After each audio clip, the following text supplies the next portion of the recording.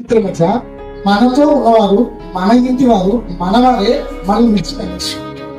మన దేవుడు ప్రతి క్షణంగా, ప్రతి స్థలంలో, ప్రతి పరిస్థితిలో మనతో ఉండి మనల్ని నడిపించే దేవుడు మనము ఆరాధిస్తున్న ఆ దేవుడు ఎట్లాంటి మొదలుపెట్టగా మొత్తం విషయం దేవుడు.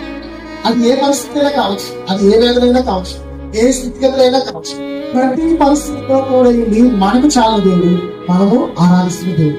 ఆది కాలము మొదలుకొని ప్రకటన గ్రంథం వరకు ఎందరో భక్తులు ఉన్నారు. అందరూ తెలిసిన భక్తులు కదా.